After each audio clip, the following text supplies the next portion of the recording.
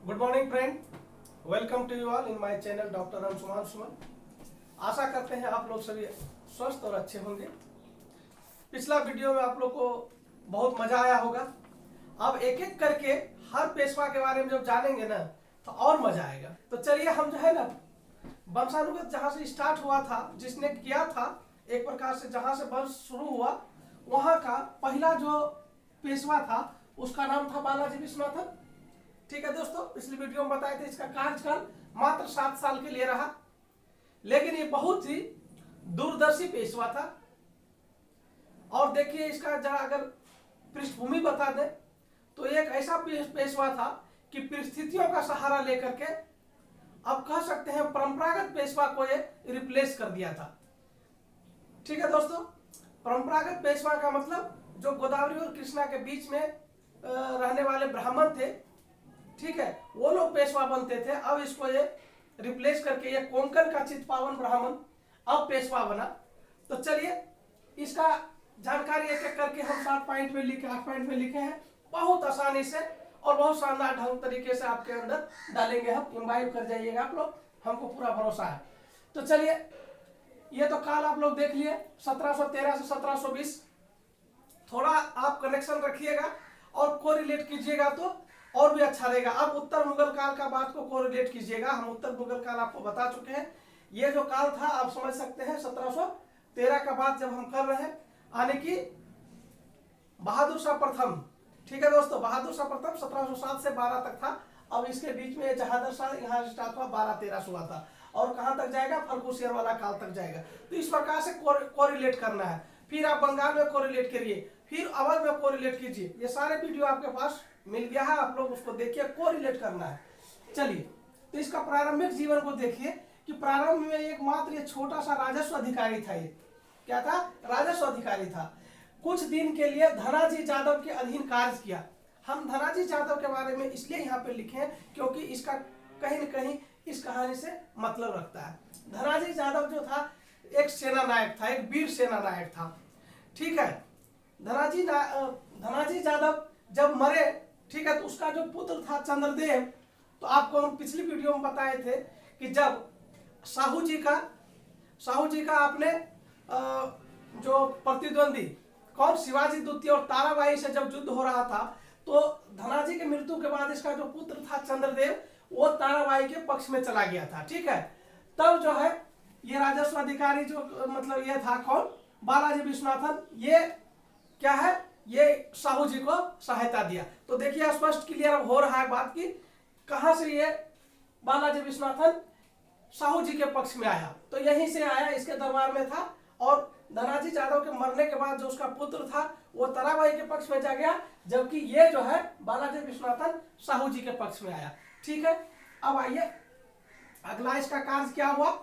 तो देखिए स्वाभाविक बात है कि यहाँ पे मैं 1707 ईस्वी लिखा हूं। यहाँ पे एक प्रसिद्ध युद्ध हुआ जिस युद्ध में साहू जी ने ताराबाई एवं शिवाजी द्वितीय को हरा दिया। ठीक है दोस्तों, तो आपको ये बताना है कमेंट बॉक्स में वह प्रसिद्ध युद्ध कौन सा था। आप कमेंट बॉक्स में लिखिएगा, ठीक है, तो जरूर लिखिएगा। एक तो ये हो गया, तो उस युद्ध में हराया। तो ये मरा, इस युद्ध को क्या बोला जाएगा, गृह युद्ध बोला जाएगा, क्योंकि आपस में ही लड़ रहे थे, उत्तराधिकार के लिए लड़ रहे थे। तो इस गृह युद्ध में साहू को जिताया किसने, बालाजी विश्वनाथन ने। तो साहू को हेल्प करने वाला कौन था, विपत्ति के काल में बालाजी विश्वनाथन था। तो ये पॉइंट और ये पॉइंट ठीक से समझ गए कि राजस्व अधिकारी था और 1707 के युद्ध में उसने क्या किया, साहू को जिता दिया। 1708 ईस्वी में साहू उससे खुश हुआ, किससे, बालाजी विश्वनाथन से खुश हुआ और उसको बोला सेना करते। ये क्वेश्चन कभी कभी पूछ लेता है, सेना करते किसे कहा जाता है, तो सेना करते बालाजी विश्वनाथन को कहा जाता है। सेना करते का अर्थ होता है सेना का निर्माण करने वाला। तो सेना का निर्माण करने वाला पद किसको दिया, बालाजी विश्वनाथन को दिया। किसने दिया, साहू जी ने दिया। 3 पॉइंट हो गया क्लियर। अब चौथा पॉइंट की तरफ चलते हैं। फर्रुखसियर की हत्या में सैयद बंधु का सहयोग किया। अभी आपको हम कोरिलेट करने के लिए बोले थे, ये समय फर्रुखसियर का चल रहा था उत्तर मुगल काल में। वहां पे फर्रुखियत जो था आपको पता है उसका उपनाम क्या है, आप कमेंट बॉक्स में लिख के बताइएगा। ठीक है, तो फर्रुखियत जिस प्रकार से शासन कार्य चला रहा था वो सैयद बंधु को अच्छा नहीं लग रहा था। सैयद बंधु चाहता था कि फर्रुखियत को हटा देंगे। सैयद बंधु वही जो कि निर्माता या किंग मेकर कहा जाता था। ठीक है, तो उसको जो है फर्रुखियत को मारना चाहता था षड्यंत्र के द्वारा सैयद बंधु, और उसमें वो मराठा का हेल्प चाहता था। और उस मराठा में ये बालाजी विश्वनाथ भी फर्रुखियत को मारने में, ठीक है, सैयद बंधु को सहायता किया।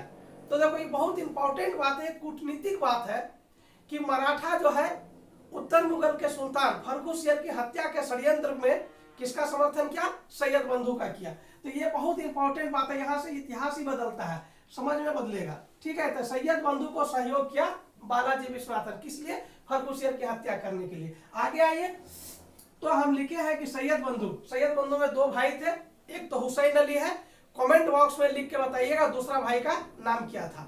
ठीक है, तो हुसैन अली ने एक संधि किया किसके साथ, बालाजी विश्वनाथन के साथ। क्यों किया, क्योंकि उसको सहयोग दिया।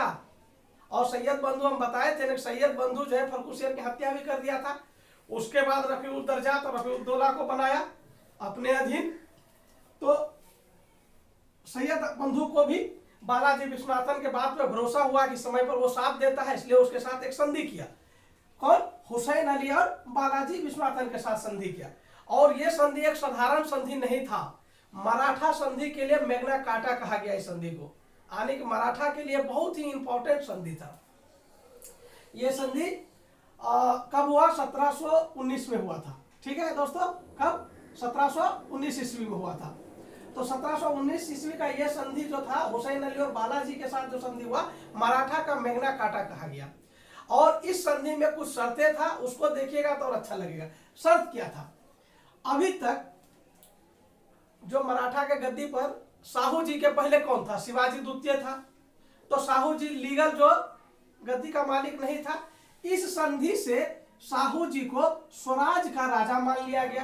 ये बड़ा बात था ना, ये बहुत ही बड़ा बात था। किसके लिए, साहू जी के लिए। और किसके लिए, बालाजी विश्वनाथन के लिए, क्योंकि बालाजी विश्वनाथन किसका सहयोग कर रहा था, साहू का कर रहा था। तो साहू को वो राजा बनवा दिया, कौन, बालाजी विश्वनाथन। किससे संधि करके, मुगलों से संधि करके। मुगल में कौन, सैयद बंधु से संधि करके। ठीक है दोस्तों, तो संधि का जो है ना दूसरा शर्त देखिए दोस्तों, संधि का दूसरा शर्त में था कि 6 मुगल प्रांत में चौथ व स्वदेशमुखी का अधिकार किसको दे दिया, साहू जी को दे दिया। यानी कि दक्कन में जो 6 मुगल प्रांत थे जो मुगलों के अधीन था, वो अब उसमें चौथ और स्वदेशमुखी का अधिकार भी किसको मिल गया, साहू जी को मिल गया। ये बड़ा बात हो रहा था, इसीलिए इसको मैग्ना कार्टा कहा गया। एक तो राजा माना, उसके बाद मुगल के 6 प्रांत को वहां पे चौथ और स्वदेशमुखी वो वसूल सकता था।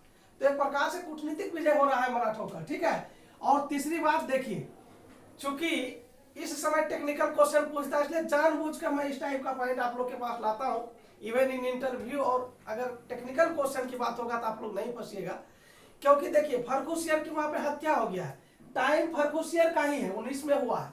लेकिन उस समय फर्रुखियत ने इस संधि को मान्यता नहीं दे पाया, क्योंकि फर्रुखियत के साथ ही संधि नहीं हुआ।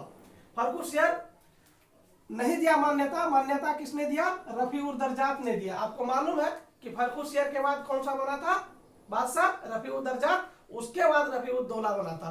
तो इस संधि की अगर मान्यता अगर पूछेगा कि मराठा का मैग्ना कार्टा कहे जाने वाले संधि जो 1719 ईस्वी में हुआ, उसका मान्यता किस मुगल बादशाह ने दिया, तो आंसर होगा रफीउद्दर्जात होगा।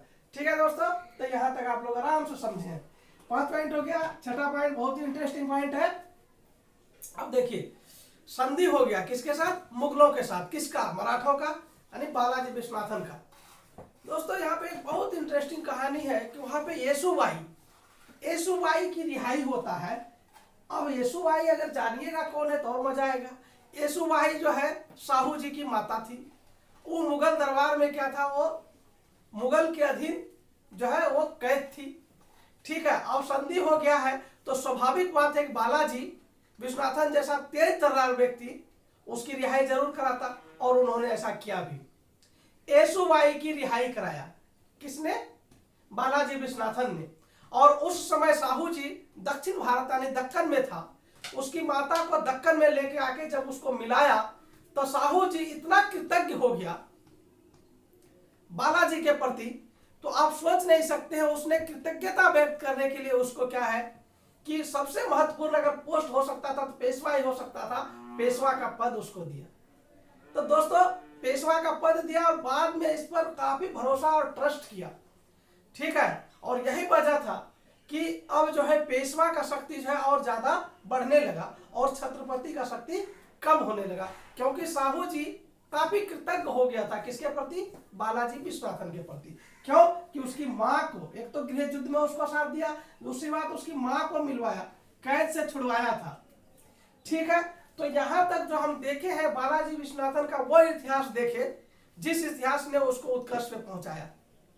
और इसी इतिहास के क्रम में उन्होंने एक काम भी किया कि जो पेशवा के नीचे छोटे छोटे सरदार होते थे, आप लोग को समझा दो छोटे छोटे सरदार का मतलब क्या होता है कि जैसे उसके अधीन सेना नायक कुछ लड़ते हैं, जो क्षेत्र को जो सेना नायक जीता, मान लिया जाए कोई सेना नायक जो है कोई भूभाग ए भूभाग को जीता, कोई सेना नायक बी भूभाग को जीता, तो अगर मान लो एक्स ने ए को जीता, वाई ने बी को जीता, तो एक्स को बोला ठीक है आप ए पर शासन कर लीजिए, वाई को बोला आप बी पर शासन कर लिए। इस प्रकार से सरदार के पास जो है शक्ति दे दिया। किसने? बालाजी विश्वनाथन ने बोला जो जो सरदार जिस जिस क्षेत्र को जीते हैं आप उसको एक उपाय करिए, कोई बात नहीं, आप लोग स्वतंत्र रूप से शासन करिए वहां पे, और वहां पे क्या है आप टैक्स वसूलिए और क्या है केंद्र को देते जाइए और केंद्र को स्वीकार कीजिए हम केंद्र के अधीन है। तो एक प्रकार से आप ये कह सकते हैं यहाँ पे सत्ता का और शक्ति का विकेंद्रीकरण हो गया, यानी शक्ति कहाँ पे जाने लगा, ये समझने वाली बात है, ध्यान से सुनिए। सरदारों को स्वतंत्र रहने का मौका देने का तात्पर्य यह हुआ कि शक्ति का विकेंद्रीकरण होने लगा, और शक्ति का जब विकेंद्रीकरण हुआ तो स्वाभाविक बात है कि पेशवा जो है कमजोर हो जाएगा, होगा ही नहीं होगा, क्योंकि सरदार अब मजबूत हो रहा है तो पेशवा कमजोर होगा। और आपको यह बात बताएं कि जब वो लोग कौन सरदार लोग अपने अपने क्षेत्र का चौथ और स्वदेश मुखी वसूल करता था तो केंद्र में नाम मात्र का ही टैक्स वो भेजता था। जब वो सारा टैक्स अपने पास रखता था तो वहां पे एक और बातें निकल के आया, वो क्या था, जैसे मान के चलिए इसके बगल का ए के बगल का बी का साम्राज्य था, तो ये क्या है वाई ए में भी जाके टैक्स वसूल लेता था, एक्स वाई बी में भी जाके टैक्स वसूल लेता, यानी दूसरे के क्षेत्र में भी अपना लाभ कमाने के लिए, अपना आर्थिक स्थिति मजबूत करने के लिए। तो क्या हो गया कि अलग अलग सरदार दूसरे के क्षेत्र में भी जाके टैक्स वसूलने लगे, तो आपस में ही गृह युद्ध होने लगा। स्वाभाविक बात है आपस में गृह युद्ध भी हुआ, और दूसरी बात है पेशवा का शक्ति यूं ही घट गया क्योंकि सरदार स्वतंत्र हो गया। तो इस प्रकार से हम कह सकते हैं कि बालाजी विश्वनाथन का पेशवा बनाना मराठा साम्राज्य के पतन का सूचक था। ये लास्ट पॉइंट लिखा, ठीक है। तो इस बात को समझने के लिए आप लोग अब जो है समझ गए होंगे कि बालाजी विश्वनाथन को जो पेशवा बनाया गया ये मराठा साम्राज्य के पतन का सूचक था। कैसे? क्योंकि उन्होंने जो ये स्वतंत्रता दिया सरदारों को, इससे सत्ता का विकेंद्रीकरण भी हुआ और गृह युद्ध भी प्रारंभ हुआ। तो दोस्तों मुझे पूरा भरोसा है कि बालाजी विश्वनाथन के बारे में आज के बाद कोई भी क्वेश्चन आपके पास पूछेगा तो हमको नहीं लगता है कि आपसे नहीं बनेगा, ये बिल्कुल हमको आशा है आपसे और पूरा विश्वास है आप लोग पर। जिस किसी ने भी इस पूरी वीडियो को देखे हैं तो किसी प्रकार का समस्या आने वाला नहीं है। दोस्तों वीडियो अगर अच्छा लगता है सब्सक्राइब कीजिए, शेयर कीजिए। Thank you very much.